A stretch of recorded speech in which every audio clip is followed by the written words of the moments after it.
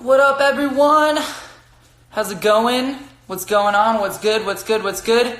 So I've been talking about doing a podcast for a while, and I have like a couple done, but I thought that it would be fun to try to do a podcast via Instagram Live so you guys can kind of just see the process of it. I'm definitely going to do some editing at the end of it. This is the first time I've ever done anything like this, so I'm a little nervous, but we'll see how it goes. I'm just going to take on a few different topics for each podcast. In this podcast, I'm going to be talking about how music in this band has surprised me in a positive way.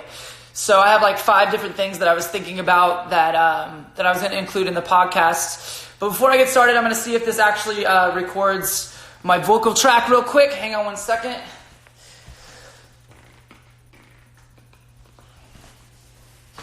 Hey yo, check. Looks like it's working.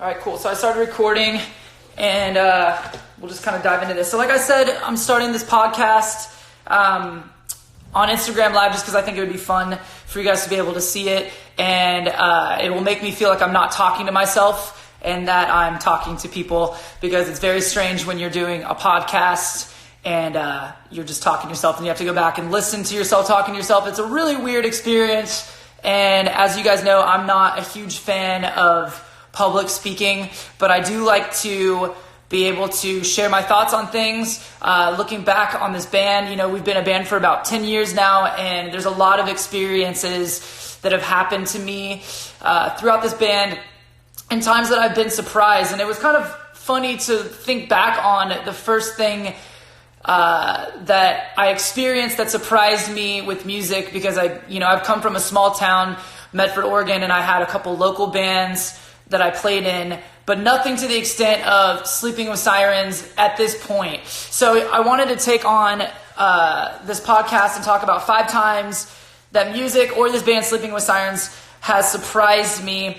And I have 5 things listed here from the very beginning, the first thing I can remember, to most recently something that surprised me, because I think for me it was important to talk about how music can become very monotonous at times, but there are times in this band where I am surprised pleasantly, and I wanted to share that experience. So from my earliest memory to the most recent memory of being surprised, the first one that I wanted to talk about, the first time that I'd ever been surprised in this band, is the first time that I can remember a fan shrieking, yelling, and or chasing me. This experience, I remember pretty clearly, happened in 2 places, one being New York City. I don't remember the venue at the time because there's been so many different venues that we played in New York, but I remember it being a small hole-in-the-wall place, and I remember being in our van and trailer and pushing gear. We had to park really, really far away because there's like absolutely no parking in New York, and it was like one of the first times that we had played there. It wasn't the very first, but probably the second or third, and I can't remember what band we were on tour with, but we weren't headlining, we were supporting. And I remember pushing or carrying guitars. I probably wasn't pushing anything heavy because that doesn't sound like me. I was probably carrying guitars, but I remember walking by the line and just kind of minding my own business and hearing somebody scream, and it kind of freaked me out because I was like, oh shit, what happened?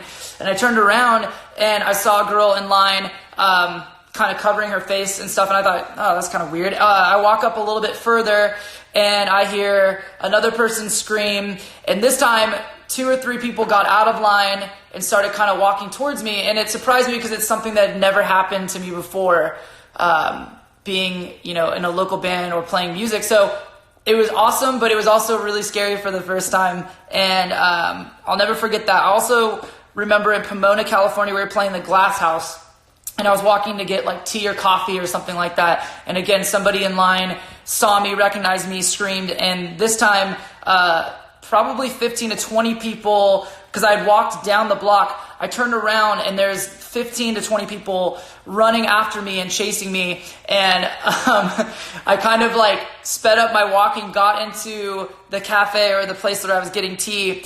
And my guitar tech, Justin Van Hook, was there at the time. He's like, "What's up?" And I was like, "Dude, I swear to God, these people just started running down the sidewalk and chasing after me." So that was the first moment of being surprised by music and how far music had gone for me. You know, you watch Beatles documentaries or things like that, and you see people being so excited about music and the performers and the music that they create and what it does for them. But you don't think that would ever happen to you in that sort of situation, and it did. So that was very, very surprising and pleasantly so. And also, I just want to give a shout out real quick and just say thank you to everyone who still comes to shows, or if you're a new fan and you're just now coming to shows, I appreciate you, and I still get super excited when people see me walk by the line and scream, because it makes me feel like I still am cool. Anyways, the second time I've been surprised pleasantly in this band was absolutely the first time that we had ever played Warped Tour. We had played some smaller venues. Also, real quick, I just want to give a shout out to my daughter Copeland for making me this customized journal. For those of you listening, because I'm going to be editing this later, my daughter made me a really awesome journal, and we kind of filmed it and put it on a little YouTube channel where she's going to create artwork and stuff and show you how she made that. So shout out Copeland. Thank you for the awesome artwork on my journal. It makes it less boring. So the first time we ever played Warped Tour, I think, was around the time that Let's Cheers to This was coming out. I don't think that we had played it before that. Like I said, it's been 10 years, so it's hard to kind of remember everything. But I do remember King for a Day being out or about to come out, because Pierce the Veil was on that Warped Tour as well. And that was the first time I'd ever met Vic or any of the other guys in Pierce the Veil. I remember specifically setting up in California, I think around San Diego or somewhere like that was the first day. And it was our first time ever being on a bus. I remember that being really exciting. I remember being able to kind of put our van and trailer away and not have to worry about driving to shows, and having a bus for the first time and just being completely shocked and blown away by that our band had gotten to the point where we could do the whole summer Warped Tour in a bus. I know that a lot of bands start off doing Warped Tour in a van and trailer, so we were very, very lucky to be able to have a bus at the time. And meeting Vic and the rest of the guys in Pierce the Veil, being very excited, not really knowing what to expect. You know, we'd done a couple tours with some bands, but like this was a whole different animal, a whole different experience. There's so many different stages and so many different bands, and everyone just frantically setting everything up and just being so excited from being able to watch, you know, Warped Tour on my favorite music DVDs like Tooth and Nail or Drive Thru Records, and being able to make that a reality and knowing that I was going to do a whole summer tour. So I remember the first show, the first set, not knowing how many people would be there to watch our band, because we were relatively smaller at the time. There was a lot of big bands on the tour, and walking out on the stage and just seeing a massive crowd for the first time and having all of the nervousness from being in the band just completely go away and adrenaline take over, and being just so excited and just so honored and humbled at the fact that there's this many people coming to watch this band perform, and just hearing the words come back at that sort of large scale and level is something that I'll never ever forget. You know, Warped Tour is such a huge place in my heart. We've done a lot of Warped Tours, but I remember specifically that very first one, the hard work that it took to get through the summer tour, but just how insane the crowds were, and being able to perform on that scale is something that I'll never forget. So that's the second time that I was surprised pleasantly, and it was playing the first Warped Tour and just kind of seeing how the band had progressed to that point. Let me see here. As I'm fumbling through this book, I'll see what you guys are saying here. Also, real quick to touch on that Warped Tour, it was also really crazy doing King for a Day with Pierce the Veil, because they were playing on a main stage and we were playing one of the smaller ones. So there'd be days where I'd get done with my set and literally have to book it across the fairground to get to their stage to do King for a Day.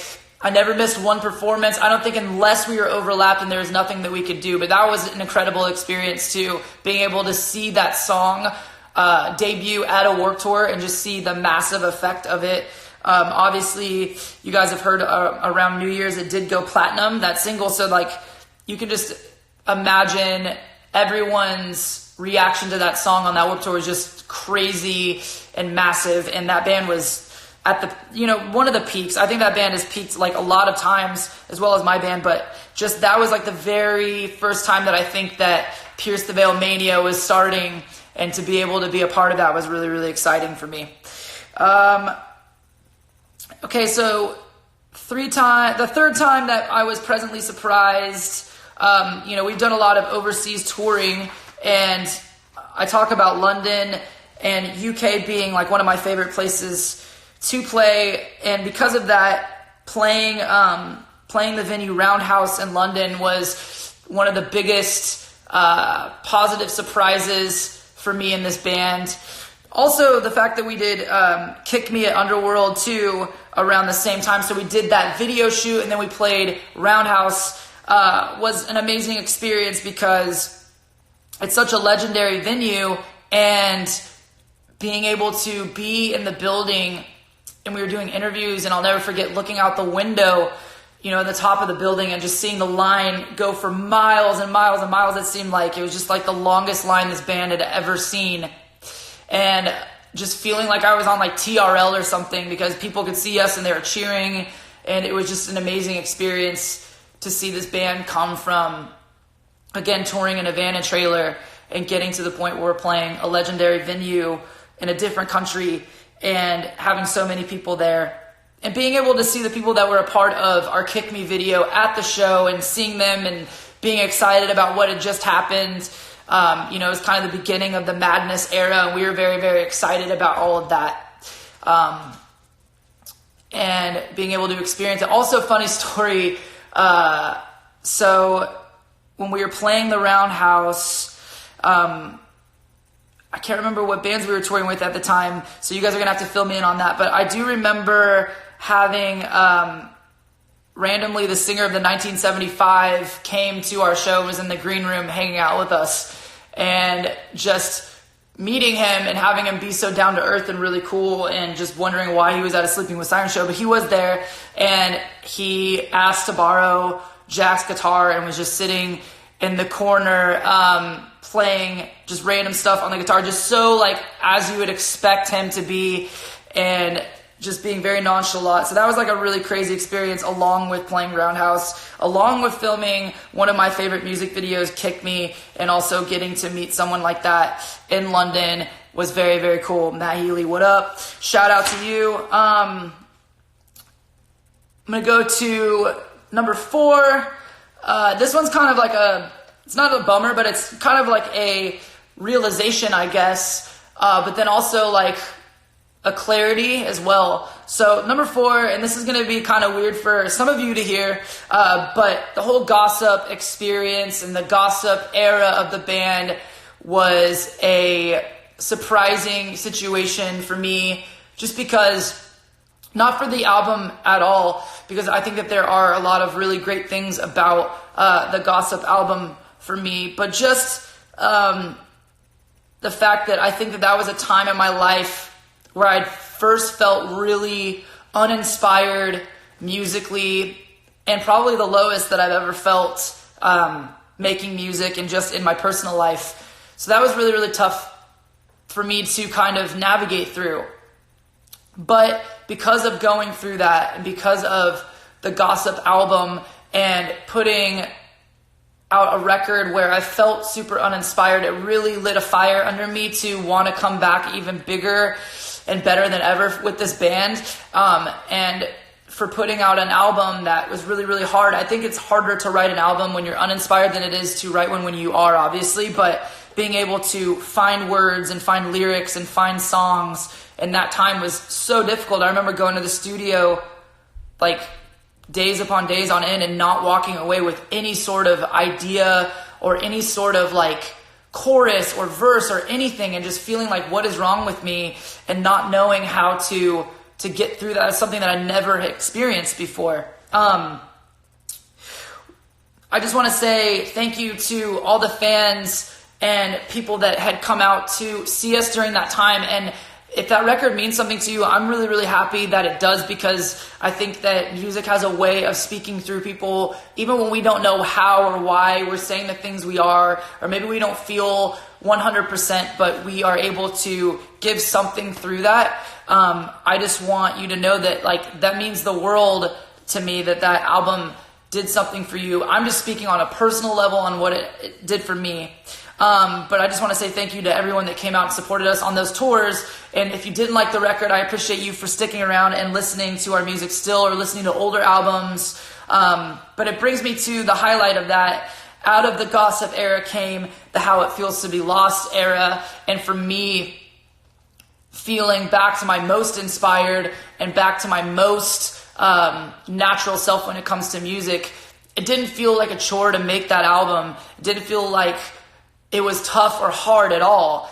The songs poured out of me, and I think unless I went through that time, that gossip era of my life, I wouldn't have been able to write How It Feels to Be Lost at all. And I don't think that it would have been as amazing for me and the rest of the guys, and also for everyone listening, as amazing as it's been for you. So I think that the important thing for me to realize with number 4 on the list, with realizing things with this band and being pleasantly or unpleasantly surprised, is that sometimes we don't know we never know the future. We never can really change our past. All we can do is just take each day as it comes and work through it and put in the work. And the best advice that my managers ever gave me was that, you know, you have to just keep getting up, and you have to keep walking through that door, and you have to keep fighting, and you have to keep pursuing, and it's easy to give up and walk away when times are tough, but it's harder to continue fighting through. And when you do, you come out the other side better and stronger than ever. And I think that we can all relate to that. I think every one of us can in our own lives. Which brings me to number 5 and the final thing on the list. And then I'm going to answer some questions, and I'm going to leave it up to you guys to kind of give me another topic to go off of. I'm going to try to do these as much as possible. I'm not going to give like a certain day that I'm going to come in here and do it, but I would love to do it with you and have you feel like you're a part of it. So the final thing for me, I'm going to close with playing the final Warped Tour. Will be one of those pleasantly surprised, exciting moments in this band's career, because coming full circle and playing the first Warped Tour for us, knowing how big of a tour it is, and then going back and playing the last Warped Tour is an experience that I'll never forget. And getting to see all of the crew members and all of the people that I've known for so many years who set up the stages and break it down, that was like one of the biggest things for me, seeing them one last time, giving them all hugs, and just telling them how much I appreciate them, especially as you mature as a musician. And you are humbled, and you do grow, and you do go through ups, and you do go through downs. It's amazing to kind of see those people and realize how much, you know, they cared about all the bands, and how much we impacted them as they set up the stages and tore them down and put on such a massive festival all the time. That was a great experience. And then also being able to play those stages, have such big crowds for the last Warped Tour, was something that I'll never ever forget. Getting up there and getting to play a lot of songs from a different part of our catalog, as well as playing and finishing off this How It Feels to Be Lost. Starting it with the finishing of Warped Tour was a huge experience for me. And just seeing the reaction to leave it all behind for the first time was incredible.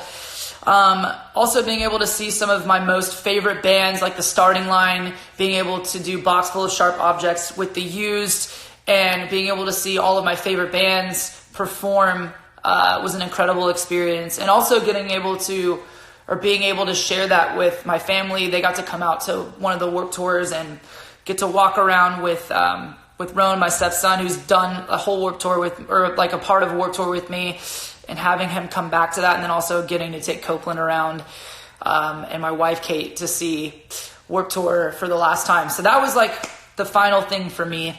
And I know that some of you didn't get to go. I know that some of you did. I hope that maybe in the future there are some other Warped Tour days, but that's an experience I'll never forget. And as I continue to grow with this band, as this band continues to do what it does and make more music, I can't wait to see what 5 or 6 or 10 years from now brings me, and the realizations that come with being able to do music and being able to grow with you guys.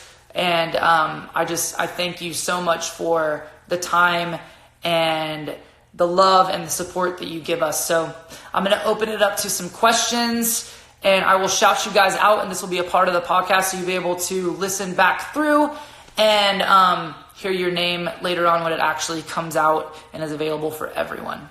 Thank you for going to Disrupt. Is it Kale? I just want to say thanks for going to Disrupt. Appreciate you. I have a question. How can I get into the music industry early? I didn't quite catch that name, so if you can, I think it was Lake something, but how can you get into the music industry early? That's a question that I've been getting asked a lot lately from young and up-and-coming artists. It's kind of a strange time for music because of the fact that everything is so internet-based, and I think that a lot of artists are having a hard time navigating the difficulty of agents, being booking agents, putting on tours based off of a lot of these young bands and artists not having touring experience. That's been a problem that I've been running into a lot with younger bands, is that they have the Spotify views, they have the iTunes listens, they've got the YouTube views, but they don't really have the go out and tour and perform on the road standards that a lot of these managers and labels and agents are looking for. So I think the best piece of advice I can give you is try to book some shows, even if it's like short distance traveling. Like if you can go a couple hours and you can do 4 or 5 shows and show that you've done some sort of touring experience, that's going to go a long way for you, as well as continuing to push on social media with the views and the listens. That's super important. But being able to show that you can bring people to the show and sell merchandise is something that all these people want to see. That was a good question. Let's see. Waiting for something cool.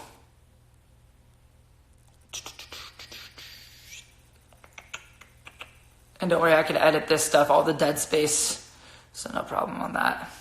What keeps you motivated, not just on tour, but between records? Nihilist Blue 1115 asked. That's a great question. I think that the best way to stay motivated is just to continue doing something. I've been talking to Jack about this whole thing going on right now in the world, and the fact that we're kind of stuck at home and having to be, and I wasn't planning on writing like a whole new LP right now, but I think that because I have like 3 unused journals sitting on my bookshelf, that it's important for me to wake up and at least at one point during the day put down some sort of thought, whether it's a chorus or a verse idea or something. That way I can contribute that to writing a new Sirens record or anything musically. I think that anything that you can get down is good, and you can look back and you'll be surprised at something that you wrote a while back that may not pertain to your life right now, but it'll open up itself to you later on in the future. So just writing as much as possible, that's something that I want to do.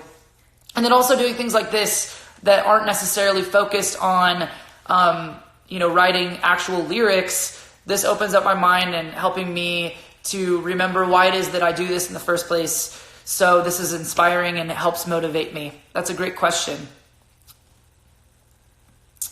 Rebel Creators wants to know how the work with Dreamer is coming along. That's a great question. For me, Dreamer right now is just, it's still continuing to move. I think that each band is different. Each artist is different. So I'm just trying to utilize my strengths as much as possible wherever I'm needed. As you know, Roseburg had a tour plan, but that's being rescheduled and moved. They put out an album that they recorded and did themselves. I helped work on a song with them, but I'm very close with Zach and wanting to work with him in future endeavors as far as like writing more songs for their next LP. Manic is doing an EP right now. He's constantly busy writing songs. Roseburg and Manic both sold out a show in Salt Lake City that they promoted, and that was very successful, so that's exciting. I think that my role with Dreamer is just to, like I said, help artists where they're needed, whether that's giving them a shout out on social media, whether that's helping them write a song, whether that's, being a part of the writing process from beginning to finish. It's just kind of one of those things that I'm still kind of navigating and just seeing where I'm needed. And the more I'm able to work with new artists, the more I'm able to really kind of give a definitive answer on that question. The name of my podcast is also going to be under the same name as Dreamer. That's a good question. So it's going to be the Dreamer Podcast. I just figure I might as well make it an umbrella where everything's kind of unified in that way. And I just feel like it's got a good vibe to it. So the Dreamer Podcast. I like talking about positive things. And I think that, talking about topics like this will help inspire maybe other artists to see where they can fit that into their lives. And, I learned by watching drive-through DVDs and tooth and nail DVDs. So maybe this podcast will be helpful to younger artists. Let's see. Thank you for everyone for being a part of this, by the way, and taking time out of your day to hang out. The first podcast that I did is already recorded and it's already done. That podcast is about 5 songs in my band's history and Sleeping with Sirens history that mean the most to me.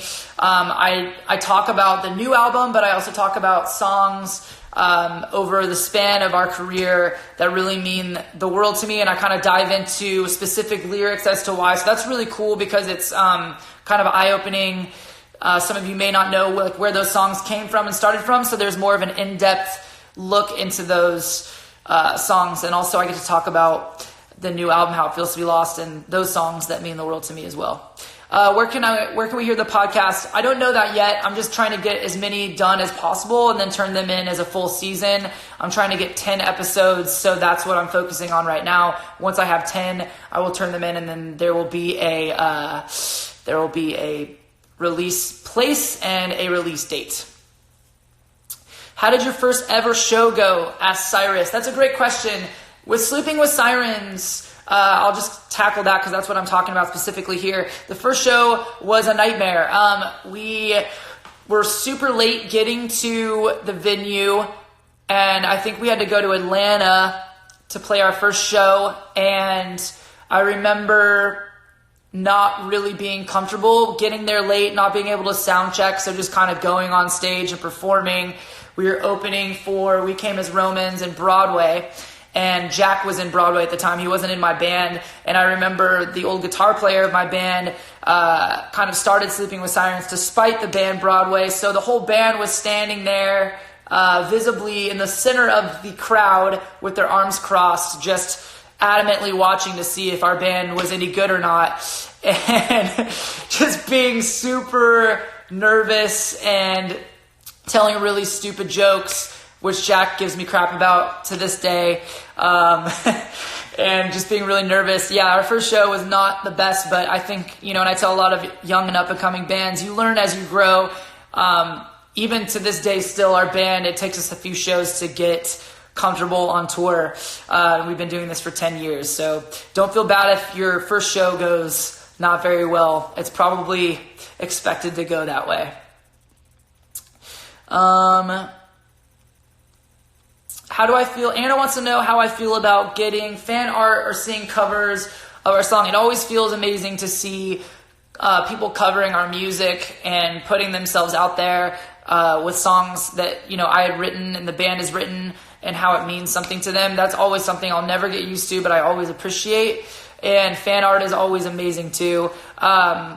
We try to keep as much as possible of all the stuff that people bring, and we appreciate everything that you guys make for us and create. We know that time and effort goes into it, so thank you so much. I'm going to answer 2 more questions, and then I'm going to end this because I have to edit this podcast, and maybe figure out what I'm going to do for the next one, and also entertain my kids since she's just sitting at home bored. So who would you like to collab with, bands, solo artists, etc.? Asked Julia. That's a great question. I don't know, like I love doing collaborations and writing with artists that seem a little bit out of the ordinary for me. Somebody that I've always wanted to work with would be Keith Buckley from Every Time I Die. I think that he is an amazing singer and songwriter. I know he does a lot of screaming, but I would love to work with him on a song where it lends his voice to more singing and less screaming. And then also I would love to do anything with Biffy Clyro, because I'm obsessed with that band and I think that they're fantastic. Mon the Biff. Shout out to both Every Time I Die and Biffy. And I'm going to answer one more question and then I will end this off. So,